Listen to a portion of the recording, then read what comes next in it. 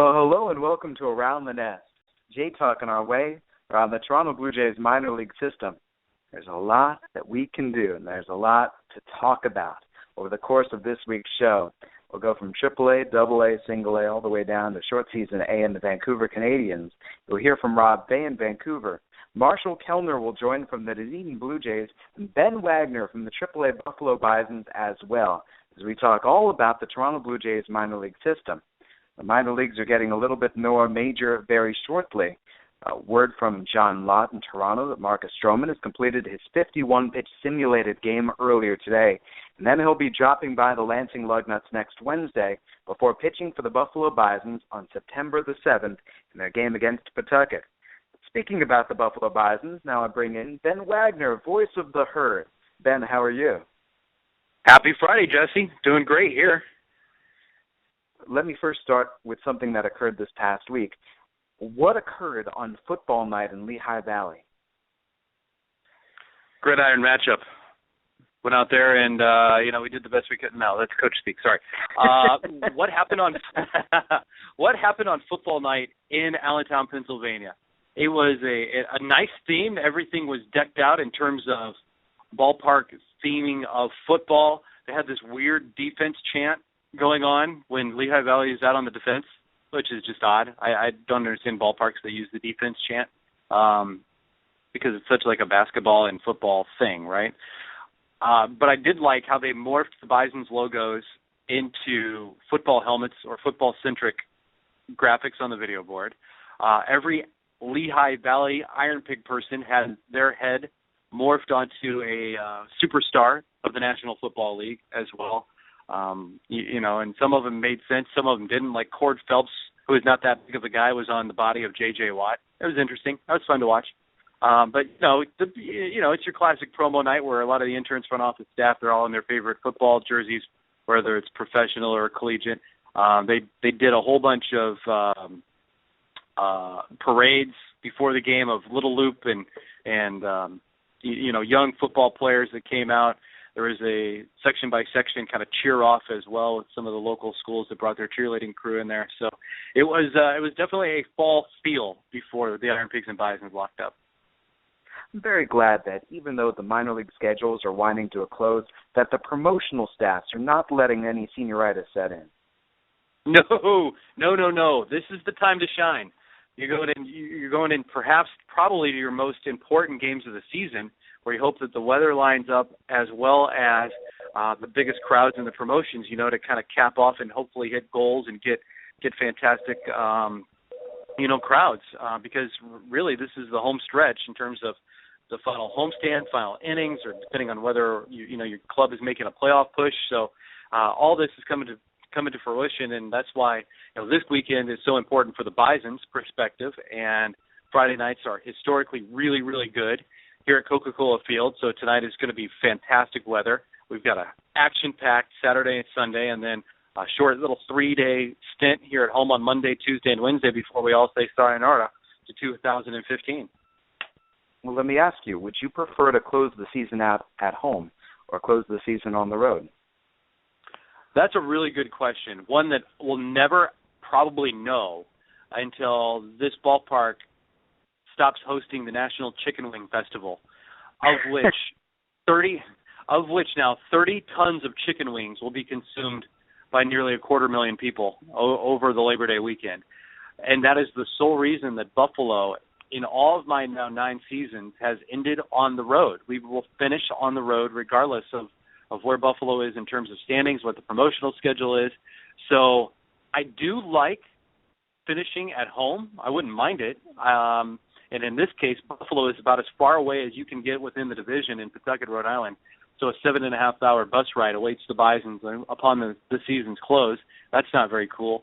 But I always like that final day, too, just going through it for a couple of times last year, actually, where we wrapped up the home portion of schedules at 2 different ballparks. And, because it's always a fitting farewell, with the players walking off the field for the final time, just spinning their cap off into some outstretched hands. It's a great scene, and as the season comes to a close. Although it's kind of very melancholy for me going through it from the Bison perspective, because Fan Appreciation Night is one of my 2 favorite nights towards the tail end of the season. The other one is Star Wars night, right? Well, that would rank really, really up there, but that is usually earlier in the summer season. But yeah, Star Wars night, the Buffalo Philharmonic Orchestra and Chorus on Independence Eve, which is another staple where Buffalo will always play at home on July 3rd. And then you've got the final Friday night bash, or the final couple of Friday night bashes are usually really special because it's usually just before the kids go back to school here in Western New York, which is in most cases not in August. They usually wait until after Labor Day. So it's that final weekend hurrah for moms, dads, and families alike. And of course, then Fan Appreciation Night. So those are my final four when it comes to the big promotional schedules. Okay, but I think you're missing one. Where does Yoga Day rank? We're about ready to find out. Yoga Day will be post-game on Sunday for the first time ever here in Buffalo. We will have a bunch of yogis meeting and greeting throughout the ballpark during the game. Not Yogi Berra. No. He's excluded from the event. Although if he's rolling in, we'll welcome him with open arms as well. But the yogi, that's the following. They go around and they support canal side yoga over the weekend, and for the first time, like I said, in Buffalo, they have never done this at the ballpark. So it'll be really interesting to see who shows up, how many show up, and I'm all in, both feet. I'll be out doing yoga in the outfield. We have a question sent in via Bluebird Banter. Don Roach was just picked up for Buffalo. I saw your scouting report, ground balls for days.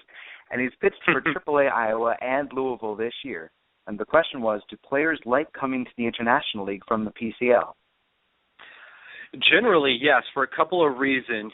The PCL, from a pitching perspective, is labeled as unpitcher friendly. So hitters like going to the PCL because they think it can pad a couple of power numbers. Pitchers like coming to the International League specifically because, the ballparks are bigger, and outside Columbus and Charlotte, they're not really labeled as home or haven. Depending on this time of year, I think guys are just happy to be employed no matter of the league that they find themselves in. But overall, and across the board, I find guys, number one, why do they enjoy the International League? Because the travel is so much easier, and you can do so much of it by bus in your divisions versus what you have to go through in the PCL. So no doubt about it, guys enjoy coming to the International League. Teams that have played through some hot summer days and months down south love coming to the International League Northern Division specifically because this time of year you're not getting a lot of that stifling heat or high humidity as well. So there's a lot to love about the IL. Ben Wagner, the voice of the AAA Buffalo Bisons. The title of this week's show, Mick VP and Matt VP. We're talking MVPs. Ryan McBroom was named Midwest League MVP, and that brings me to Matt Hague. We're talking team MVPs first, and I don't think I'm putting words in your mouth to say that Matt Hague is the Buffalo Bisons' 2015 team MVP.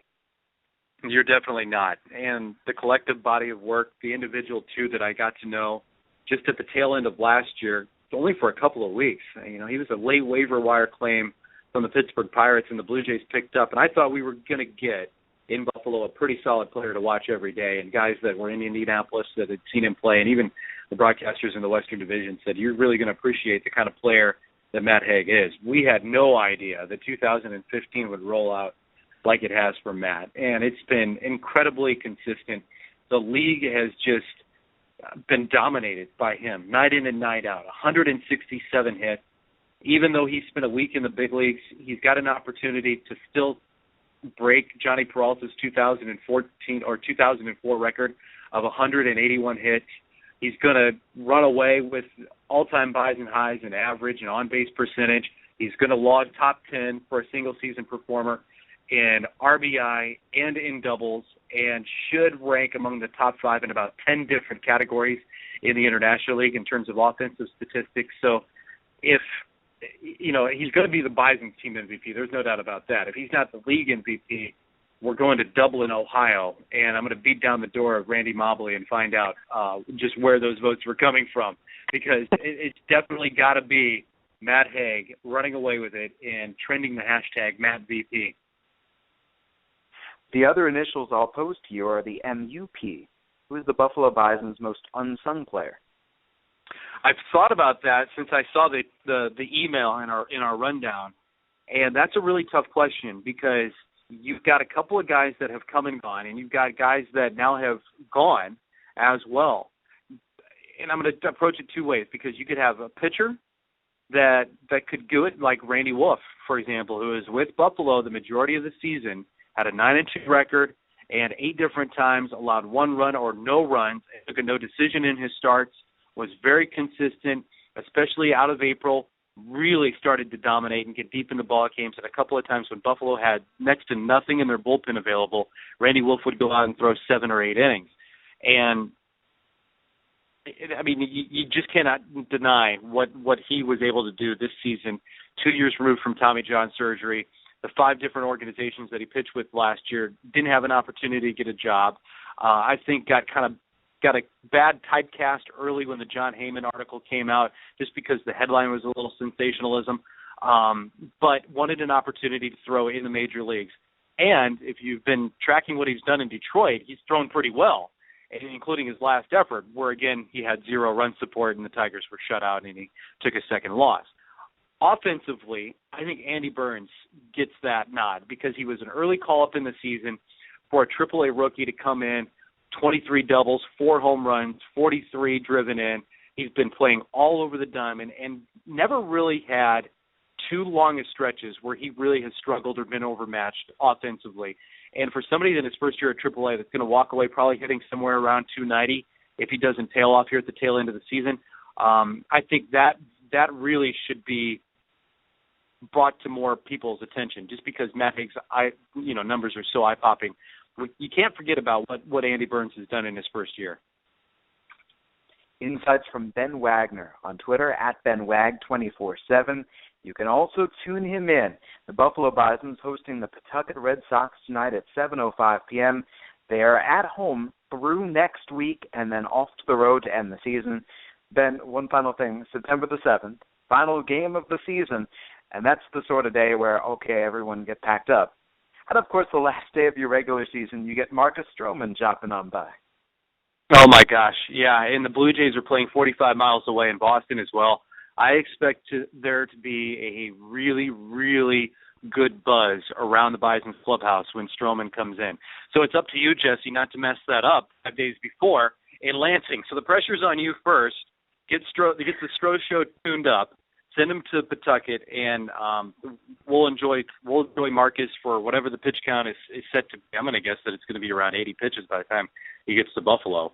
But yeah, I don't think it's going to have the normal feel of the season's final day. There's no doubt about that. I expect it to be a very, very exciting finish to the 2015 season. No doubt about that. All right. Till next week, Ben, thank you very much for your time. All right, Jesse, thank you. Ben Wagner in AAA Buffalo. And now from Ben, let us drop on by in A Advanced. How about Marshall Kellner with the Dunedin Blue Jays? Marshall, how are you? I'm good, Jesse. How about you? Everything's going well with me. Let's talk about your DJs. What was your big highlight this past week? Well, the team has struggled here recently. It was a 2-4 road trip for them, and currently on a 3-game losing streak. But something very cool happened when we were in Tampa playing the Tampa Yankees. Chris Smith, who's a guy who the Blue Jays signed when the Yankees released him, was pitching for Tampa and had an ERA under 1 with Tampa. But so he didn't get released for performance reasons. They just wanted to go a bit younger, and he just turned 27. He got to come back and pitch against the Yankees, which he was very excited about, that he told me earlier in the week, so I'm glad he got to do it. He threw an inning and a third of scoreless relief in a game the DJs lost, but it was cool for him, and you could see he was a little bit more emotional going out on the mound against his former team. And he's a guy, if you're not familiar with his story, I can give you the Cliff Notes version, but you could talk for an hour about his story. He became a pitcher his senior year at Kentucky Wesleyan, and his pitching coach, he thought he was going to give up baseball. His pitching coach encouraged him to find a tryout. He did. He went to a couple independent teams that he was released from, Then he went down to a independent team in the Pecos League in New Mexico. Flew on like a 5-passenger plane by himself with 2 pilots to that city in New Mexico. The plane almost went down, actually, but the 2 pilots navigated through a storm. He signed a contract for $0, had to kind of earn his money in New Mexico, and sure enough, through a few different independent teams, the Yankees finally signed him before the 2013 season. So it's like great, he's about to have this phenomenal season, but he had just come off pitching in Australia and threw a ton of innings before the 2013 season, and sure enough, he had a stress fracture in his forearm, so he had to miss all of 2013 after he was signed by the Yankees. Then last year pitched very well for Eloy Charleston and Tampa in our league, and this year got a little taste of Double-A, then came back down to Tampa and was just dominating, but like I said, got released, and he's come here and been maybe even better than he was with the Tampa Yankees, holding opponents to a batting average of about 100. So it's pretty cool to see him battle through all of that and get to face his former team, and it's incredible how far he's come. Marshall, how much of Chris's story did you know before you sat down and talked with him? And how much did you learn simply from conversation? Yeah, I learned a lot from conversation. Turns out, we knew a couple people from our various paths in baseball, a couple common acquaintances, which was you find from time to time, just because it's a smaller world than you think in this game. But one way I learned a lot about him is they did a tremendous story when he was on the Charleston River Dogs on MILB.com. So I read that. It was a lengthy piece about him, and just very interesting. And then I learned more from just talking to him. But no, I didn't know much other than that he had been in independent ball, because he had only thrown, I think, once or twice against the DJs when he was with Tampa. Even though we do play them a lot, we hadn't seen him that much. So when he got here, I started to learn more and more, and it's just incredible. I mean, you can't even make it up. From on the field, and especially off the field with the players, let's talk briefly about what's going on off the field for Dunedin. First, tell me about Autism Awareness Night. Yeah, that's tonight, and certainly a very, very important cause, something that people should be aware of, and we're trying to raise that awareness tonight. The players are wearing special uniforms, blue with the puzzle pieces, which is the autism symbol, on the sleeves, and multicolored puzzle pieces, pretty cool uniforms. And we had a jersey auction for about a few weeks now online. Those jerseys will go offline, and people will be able to bid on them in person here throughout the game. And then after the game, the highest bidder will be able to walk away with that jersey. The player will sign it for them, and the proceeds will go to a local autism awareness group here, helping kids in local schools here in Dunedin who suffer from autism. So very, very important cause, and near and dear to me. I know a couple of relatives who have it. So, should be a special night tonight here at the ballpark. All right, so just going through Autism Awareness Night tonight. Tomorrow night, back to school night. And then if we sneak all the way around to Monday night, it's college football kickoff night. There's a lot going on at Florida Auto Exchange Stadium. There is. I need to convince them to let me wear the jersey of my USC Trojans. We'll see if they come around to that. Some people around here think USC is South Carolina, but the true USC people know where it is. But I always tell the South Carolina, and we have a couple South Carolina. LB Dantzler went to South Carolina. I was about to say, are you going to argue with LB? Yeah. Well, LB and I laugh about it from time to time. But I asked them, what do people think of when they think of USC? And everybody knows it's Trojan football. So I think I have the upper hand there. But it's fun. We're giving away tickets to the Outback Bowl, to the Boca Raton Bowl, to the St. Petersburg Bowl, and a University of South Florida football game, which is right near here in Tampa. So very exciting for college football fans, and it's an awesome time of year. Right? This August, September, and especially once it gets into October, I just love it because you have the baseball postseason, you have college football and the NFL starting, and you almost have basketball and hockey starting as well. So it's great to just from a sports fan's perspective, and college football is a big part of that, and a big part of it around here. So we look to celebrate that. Dual around the nest questions of the week. First, who's your team's most valuable player? It's tough to say because hardly anybody has been here, the entire season. And I mean, you could even go with a guy like Roemon Fields for first half MVP because, look at him. I mean, he made it all the way up to AAA, and he's doing very well with AA New Hampshire right now. But if you had to look for the entire season, I think you can't go without mentioning Will Browning and the closer for the DJs for most of the year. It's sometimes tough being on a closer on a team that has struggled, and that's the DJs have struggled for most of the year. But Browning leads the league in saves. He has 20 saves. If he finishes it off and leads the league in saves when the season ends, he will become the fourth Dunedin Blue Jay to lead the league in saves in the last 5 years, joining Eric Sakula last year, Danny Barnes in 2012, and Wes Etheridge in 2010. So that's pretty cool for Will. He has been absolutely unhittable at this level, and so much fun to watch with that submarine angle that he comes to the plate with. So him, I think, he has to be in the running. And then Anthony Alford, what he's done since he's come here from you guys in Lansing has just, I mean, he's failed to reach base in 7 games all year when you consider that with Lansing and the DJs. So, I mean, what he's done out of the leadoff spot, he has hit .304 in 49 games. So, and then last night had his 14th multi-hit game with the DJs. So what he's done from a speed perspective, from an average perspective, just an ability to get on base at the top of the order, he's been that constant presence. So I'd probably go with Alford and Will Browning as the co-MVPs. Seems to me whenever Anthony Alford has had some days off, the day that he comes back to playing and starting is suddenly going to be a huge game. Yeah, and you're absolutely right. Last night, 2 for 3, 2 walks, 2 RBIs, 2 runs scored, a triple, a stolen base. He makes things happen, no question, and he can do it a lot of different ways. A tremendous power the other way, and I think I said this a couple of weeks ago. He's starting to pull the ball a little bit better, and once he does, look out. Keep in mind he's only 21 years old, and I always remind people he hasn't even been playing full-time baseball. It's about to be about a year since he started baseball full-time. So just imagine another off season and then coming back next year, perhaps even better.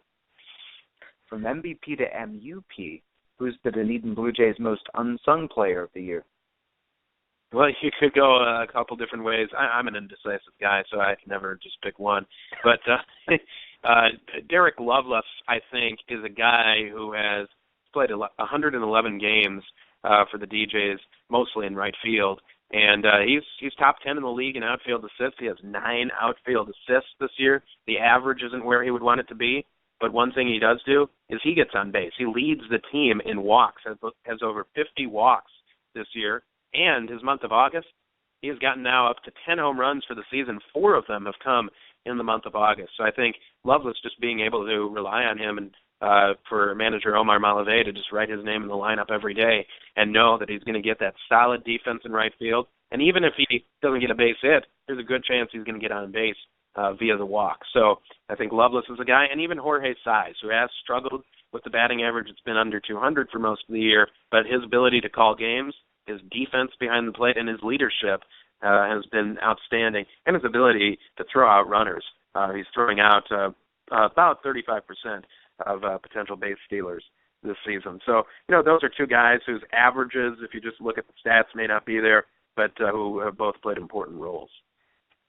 Have you had the opportunity to see Jorge Saiz today? I have. I wished him happy birthday. Okay, you knew exactly where I was leading with that. Outstanding. I wished him happy birthday. His mom is coming in from Miami, so he's very excited about that. And I had to wish him happy birthday. Sometimes you just forget because even though you have the roster in front of you, there's just so many things going on. But luckily, I did remember that, and because it was Autism Awareness Night as well, I looked when I was doing the roster, and it was Saiz's birthday, and I didn't forget, so I'm very proud of myself today. The DJs are home all the way through next Tuesday. They take a break on Wednesday the 2nd, come right back to action, host Clearwater on Thursday the 3rd, and they finish off the season on the road. Marshall Kellner can be found at Marshall Kellner on Twitter. Marshall, thank you very much. Thanks, Jesse. Have a great weekend. For Marshall in Dunedin, I'm Jesse Goldberg-Strassler. This is Around the Nest, Jay talking our way around the Toronto Blue Jays organization. I'm the voice of the Single A Lansing Lugnuts. You've heard from the voices of AAA and from A Advanced. I was talking about Ryan McBroom. McBroom with the Lugnuts is the team most valuable player. And he's not only that, he's the league's most valuable player. It was voted last Monday. Ryan McBroom named at 2 different spots in the postseason All-Star team, at DH and at first base, and the selection by the league's field managers as the 2015 MWL MVP. I had the chance to catch up with him right afterwards. This is Jesse Goldberg-Strassler, joined by Midwest League postseason All-Star at first base, Ryan McBroom. Congratulations. Thanks, Jesse. I appreciate it. I'm also joined by the Midwest League's postseason All-Star at designated hitter, Ryan. Congratulations. Thank you, Jesse. Again, I appreciate it. DH, first base, and also the league's most valuable player. What does that say to you? You know, it's truly an honor. It's a great league, great pitching, great offense, great defense. Everything about the league is great. You know, we had a great team this year. You know, all the credit goes to those guys. The coaching staff just, you know, putting up with us every day for 140 games is pretty impressive. So, you know, it's been a great run, and, you know, we're not finished yet. So, did you see any of this coming for you? No, I didn't. I mean, obviously, I didn't think they'd pick the MVP of the league until the year was over. It was all a surprise, but I mean, you know, it's something I work for, and it's something I put a lot of time and effort into, you know, to hopefully achieve, and, you know, I was glad and lucky enough to do so. I love talking with strength and conditioning man Ryan Madell about the work that you guys put in during the season, and he said, no, it always starts in the off-season. Mm-hmm. What started for you last off-season? I knew I came into spring training, you know, knowing what I had to do and what needed to be done. This past off-season, I was, you know, it's probably the biggest moment of my career thus far, you know, putting in all the work and in the weight room, you know, on the field, I was out there, you know, working my craft, and, you know, it definitely paid off this year. So it does start in the off season. It's a big factor in, you know, the rest, you know, how your season goes. So was there a specific focus that you put in the weight room? Not necessarily. I kind of just try to find out my game and things like that. Not specifically. You know, I was in the weight room trying to get bigger, obviously, you know, so I can maintain my strength throughout the season, but that's pretty much it. You know, work on everything. You'll hear that there's a difference going from short season ball to full season ball. It's your first full season in the minor leagues. How was this? It was awesome. You know, it was a great ride. The first half was amazing. You know, we won the first half. We had a great team. We still do. Going into playoffs is going to be, you know, something I really look forward to. And it's something we worked for all year. The year's not over, obviously, but it's been a great run so far. You know, great coaching staff, great team. You know, I've had a lot of fun. What have you learned this year?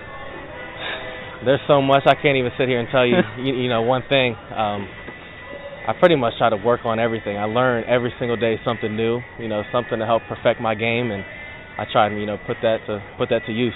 Let's get specific. Let's say over the last homestand or the last road trip, what's something that's going to stick with you? The last road trip, we were in Clinton and Kane County. Something that will stick with me is something small. I guess it's specific would be pitch selection. You know, Kane County, I really worked on getting something out over the plate I could do some damage with. You know, I had a good series that series, and I think pitch selection for that specific road trip was something I really worked on, and two-strike approach, and, you know, putting a barrel on a ball and, you know, getting on base to help my team win. That was just something small right there, but that was probably something I worked on that last road trip. There was the at-bat against Hiram Formo yesterday, and I know it's going to be wiped out because of the rain. He nibbled, he missed 3 straight balls, then he threw in a strike. Did you have a feeling, here comes the pitch to hit? I actually did. I had a gut feeling he was going to try and challenge me with a 3-1 fastball, and, you know, I got my barrel on it and put a good swing on it, and, you know, I got out of the yard. Yeah, I kind of had a gut feeling, though, he was going to try and challenge me there in that 3-1 count. What is the feeling when you make that great contact? You can't really explain it because it's something you want to do so bad every single at-bat. And, you know, when you finally get it, it's kind of like a relief. And, you know, the pressure's off, and you got to run the bases after that. So it's a pretty sweet feeling. Can you point to a moment where you feel in the zone at the plate, or is it just something that happens? It's just something that happens.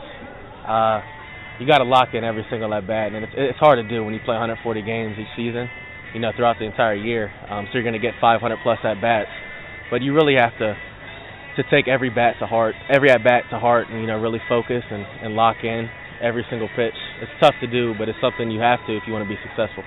Speaking with Lansing Lugnuts and the league's most valuable player, Ryan McBroom, season isn't over yet. What more can this team accomplish? We're chasing a ring. That's been our goal since April 8th or April 9th when we first got up here. That's what we want to do, and that's been our goal since the start. So we're going to try and make a run in playoffs and hopefully get to that get that opportunity to to bring something home with us. What's it going to take? It's going to take great pitching, great defense, scoring runs. It's going to take what we've been doing all year. It's going to take good baseball because we're going to see some good arms in the playoffs, and it's going to take all 35, 40 of us to lock in and win a baseball game. So. The 2015 Midwest League Most Valuable Player, Ryan McBroom. Ryan, thank you very much for your time. Thanks, Jesse. I appreciate it. This is Jesse Goldberg-Strassler back on Around the Nest. That was Ryan McBroom, the league's most valuable player with Single-A Lansing. Now let's vault up 2 levels, up to Double-A New Hampshire and the Eastern League. I'm joined by Ben Gelman, voice of the New Hampshire Fisher Cats. Ben, how are you? I'm doing great, Jesse. We are in our second game here in Binghamton, New York at NYSEG Stadium. The guys are out on the field even as I speak, taking batting practice. Dwight Smith launching one to left center field, doing some opposite field work right now. Correct me if I'm wrong, and I hope I'm not spreading misinformation. I believe that the Binghamton Mets, is this the last season for an Eastern League team in Binghamton? It's up in the air. There's been some controversy about it. There was some upset over how a sale went down, and then a settlement was reached, and it's unclear to everyone, including the Binghamton employees, from what I can tell. It's very interesting to see how this is going to shake out. There's a lot of fans who've been out the last night or so, and I'm looking forward to seeing them turn out again tonight for the second game of this 4-game set. Let's get right into it. Our Around the Nest question of the week. What is, and who is the 2015 most valuable player from the New Hampshire Fisher Cats? I'd have to say Ryan Schimpf. Here's a guy who's been shuttled up and down between Double-A and Triple-A, a guy who you could see getting dispirited very easily by that shuttle between Buffalo and New Hampshire. And instead, he leads the league with 20 home runs. He never complains. He plays just about anywhere he's asked to, and he does such a good job waiting out at bats, making pitchers work to get him out. He's a terrific player, and I've loved watching him this year. Honorable mention, of course, to Matt Boyd. Before his promotion, he was just lighting this league up, and it's a shame that he's no longer in the organization, although a lot of Blue Jays fans aren't complaining about getting Troy Tulowitzki and David Price at the deadline. That's the kind of price you have to pay. How do you feel? How fun is that for you, to know that a player started the season with your Fisher Cats? There he is, pitching in the major leagues. It's a real trip. I've had players that I've broadcast for reach the majors in later years. Luis Garcia with the Phillies actually did it the same year that he was with us in Clearwater, but he only had a cup of coffee at the major league level that year. And to see Matt up with the Tigers, and not just up with them, but thriving, turning in some really good starts for the Tigers, it's such a joy to watch him up there. And it's such a great guy. You couldn't ask for someone nicer to have that happen to. He is so humble. He is so giving with the fans. Anytime you need somebody to talk to a fan and, make their day, Matt is one of the first guys in line, and I will always remember that about him. From the most valuable player to the most unsung player, who's your 2015 MUP? My most unsung player for the Fisher Cats is Shane Opitz. I've referred to him multiple times as the team's Swiss Army knife, and that's because he is just 2 positions shy of what Bert Campaneris did in a single game. This season, we have seen Shane Opitz every position in the field except catcher and pitcher, and I have little doubt that if called upon, he could do both. He goes in everywhere. He is tireless. He's a good defender at just about every position, and he never, ever complains in any situation. He's a good clubhouse guy, and he's such a great guy for Bobby Meacham to be able to plug in just about anywhere. Ben Gelman, voice of the New Hampshire Fisher Cats on the road in Binghamton. Question for you from Bluebird Banter. That question meaning this: checking with Blake McFarland and Danny Barnes, you see that they have made, or I believe this actually came in from Twitter. Let me not credit Bluebird Banter. Blake McFarland and Danny Barnes, do you feel that they have major league ability? I definitely do. Blake doesn't throw super hard. We've seen a trend in recent years towards relievers who clock regularly in the triple digits. Of course, Jimmy Cordero, now with the Phillies organization, is a guy we saw do that in New Hampshire. That being said, Blake gets outs, keeps the ball down. He does a great job against just about every hitter. His strikeout-to-walk ratio is 12-1. There's always value in that at the major league level, and I feel confident that he'll find a place. Danny's had more ups and downs than Blake this season, and his strikeout-to-walk ratio isn't quite as glistening. But every so often you'll see him pump in a 96-mile-per-hour fastball or undress a guy with a slider that dives away from him, and you'll get a glimpse of what he can bring to the table. I definitely believe both of them have the potential to be major league relievers. All right, now, full credit to Bluebird Banter and our guys over there, Tom and Minor Leaguer. Question about Roemon Fields. Let's talk about Roemon. The question simply revolves around, do you see a potential September call-up for Fields up to the major league? I'm not certain about that. It's a very interesting conundrum. On the one hand, he has unbelievable game-breaking speed. He's only 24 years old, and if you start his arbitration clock now, it wouldn't be the end of the world for the Blue Jays.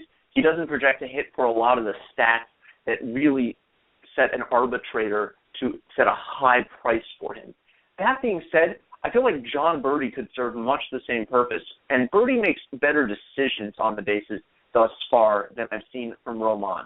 They both have terrific speed. Roemon's perhaps a little bit faster, but if it were up to me, if I were Alex Anthopoulos, my first instinct would be to go with John Birdie. Describe for me Roemon Fields' speed. There are those guys who glide around those bases. There's different kinds of speed, whether it's the powerful kind or the sprinter kind. What is it like to watch him stealing second base? Roemon is a sprinter, pure and simple, and what makes him so impressive is how good the jumps he gets are. He does such a great job of reading pitchers. Yesterday, 3 stolen bases for the second time this season with New Hampshire, and every single one of them, he read the pitcher perfectly. There was no question on any of those that he was getting in safely, and that's to his credit for preparation and for sheer natural ability. Rickey Henderson was the greatest of all time, not just because he had incredible athletic ability, but because of his instincts. And his instincts weren't born, they were trained. Roemon has that same gene in him that leads him to prepare for every pitcher and every catcher. The New Hampshire Fisher Cats will be coming back home from the road next week, next Monday, Tuesday, Wednesday, Thursday, and then they close out the season on the road once again. And Ben, forgive me for this, it looks to me like it's the Fisher Cats and the Trenton Thunder, and it's the entire rotation. It's everybody. It's Friday the 4th. It is Saturday a doubleheader. It's Sunday and Monday. It is a 5 games and 4-day series to end the season. That's going to be nuts for you. It's going to be absolutely crazy. I have a feeling that we're not going to see every member of the Fisher Cats rotation simply because of how the days line up.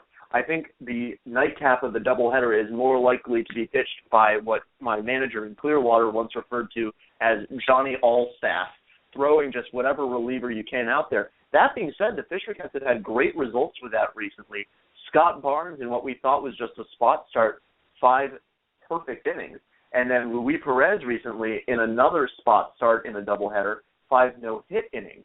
So there's every possibility the Fisher Cats will turn to some random guy from the bullpen and he'll turn in a gem. Ben, it's going to be fun to see how things go. Check back in with the Fisher Cats next week. You can find Ben Gelman on Twitter. All you have to do. And now I know about your couple of different handles. So let me give the play-by-play one. Is that the correct one? You can actually give my main one. I think I tweet very infrequently on that play-by-play one. So at BenJGC, is that right? That's exactly it. All right, and then there's another one, BenTXP, just in case. But Ben Gelman with the New Hampshire Fisher Cats, online at nhfishercats.com. Thank you so Ben, much, thank Jesse. you very much. much. A pleasure to be here.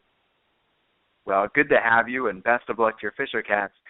Ben Gelman from AA New Hampshire. Jesse Goldberg-Straffler wrapping up another week of Around the Nest, Jay talking our way around the Blue Jays organization. Now, I did tell you the Lansing Lugnuts team MVP. I did not tell you the Lansing Lugnuts team most unsung player. Let me select for that. Let me select Lansing Lugnuts outfielder Chris Carlson. Carlson has been with the Lugnuts the entire season. And Carl, well, look, the entire first half or thereabouts, he was really batting down in the order. He was batting 8th or perhaps 9th. Left-handed batter, stands 5 feet 9 inches tall. It had a fine season last year with Vancouver. But over the course of this season, quite frankly, he was overshadowed, especially in the first half. Anthony Alford leading things off. Richard Urania batting 2nd. Batting 3rd, Rowdy Tellez. Batting 4th, Ryan McBroom. Batting 5th, DJ Davis. This was one of the best starting lineups that scouts had seen at the single-A level in an awful long time. Well, there's Chris Carlson batting 8th. And meanwhile, if you want to go all the way down to the bottom part of the order, Tim LeCastro takes all the attention before he was traded to the Dodgers. LeCastro getting on base all the time. Suddenly his batting average rose to the top of the Midwest League, leading the league in getting hit by pitches. Oh, by the way, he still does 21 hit by pitches with Lansing. Nobody's still close to him. They've had some months to try to catch up. It's not going to happen. And LeCastro led the league in steals. There was Carlson just doing what he does. When most of those guys moved on, whether it was via trade, whether it was via promotion, and really the Lansing Lugnuts lineup was handed over to Carlson, Ryan McBroom, and DJ Davis, among some others. That was when Chris Carlson turned it on. He finished the first half of the year with a very quiet .301 batting average and a .386 OBP and OPS of .824. And in the second half, his OPS has been at .833. Talk about consistent. Carlson has been leading the league in on-base percentage. Now he's slipped beneath his teammate Ryan McBroom. No shame there.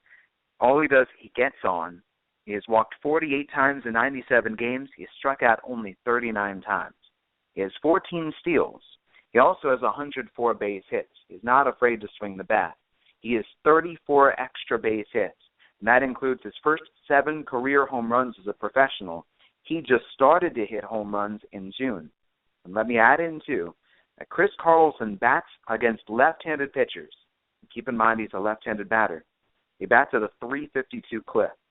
Carlson is my team most unsung player for the Lansing Lugnuts this year, playing his great defense in the outfield, too. And I believe I've sung his praises. I've sung Ryan McBroom's praises before Around the Nest. We can talk about some other fellows as well. Colton Turner just had 3 scoreless innings out of the Lugnuts pen. Now has 5 1/3 scoreless since returning from Class A Advanced Dunedin. Colton Turner, along with Dusty Isaacs, have been long men out of the Lansing Lugnuts bullpen. Dusty Isaacs currently has 54 strikeouts and only 9 walks in 45 2/3 innings. Meanwhile, at the end of the bullpen, there are 3 different Lansing Lugnuts relievers with at least 6 saves. Carlos Ramirez, the converted outfielder, throwing 94 to 95, he has 7 saves, 12 walks, 26 Ks. Jose Fernandez, 11 saves. He has 34 Ks, only 13 walks. These are intriguing arms. Let's see what occurs next year as they go up to the advanced levels. But with all of them, these were intriguing steps forward. It was fun to see. Starlin Suriel gets the start tonight for the Lugnuts, fresh off being activated from the disabled list. 2 starts ago, Suriel struck out 12 Beloit snappers in 6 1/3 innings, the season high for any Lansing Lugnuts pitcher. But after that, only pitched into the 4th inning, departed due to injury, repetitive injury from his hip in Kane County. And now he's back after some rest. Does he still have that stuff? Because when Starlin Suriel gets swing and miss oriented, suddenly he becomes another guy to watch. But the guy really grabbing eyes and grabbing attention out of all of those Lansing Lugnuts pitchers, it might just remain Tim Meza. Meza received a spot start for the Lansing Lugnuts, and he fired 5 scoreless innings. He only allowed 1 hit and 1 walk. The hit and the walk were to the same player, Cody Blanchard with Bowling Green. He struck out 5. Meza gets the piggybacking assignment tonight for Starlin Suriel. Tim Meza has a big league arm. Fastball, slider. Ball right now is working 93 to 97. That spot start, those 5 scoreless innings, only 2 base runners allowed, that opened up a lot of vibes. Last week, I believe, on Around the Nest, I was speaking about Clinton Holland. And then a little bit later on, the news broke that Holland had tested positive, had been banned for 50 games. There's not much more to discuss. It was a disappointment to the folks here. And we look to see what occurs next year when Clinton rejoins the Toronto Blue Jays organization. The Lansing Lugnuts are soldiering onward. As you heard with the interview with Ryan McBroom, this Lugnuts team is confident they are going to the playoffs. They'll be taking on the Great Lakes Loons, the Dodgers team in the first round. And they know, just getting there, they've got the opportunity to win it all. You've had some downtimes recently in the regular season, 8 consecutive losses. Right now they're riding a stretch of 8 consecutive road losses, and yet they're not worried. They're basically waiting in the weeds a little bit. Let's see if the postseason changes anybody's outlooks. As far as this week goes, time for us to wrap up another edition of Around the Nest. Joined by Ben Gelman in AA New Hampshire, Marshall Kellner in A Advanced Dunedin, and Ben Wagner with the AAA Buffalo Bisons. I'm Jesse Goldberg-Strassler. Big thanks to Bluebird Banter and Minor Leaguer, as always. You can find Around the Nest on SoundCloud, via iTunes, and on YouTube, as long as I get around to getting everything done in the midst of everything occurring.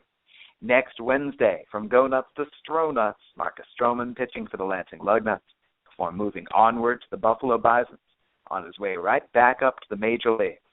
I thank you very much for your audience.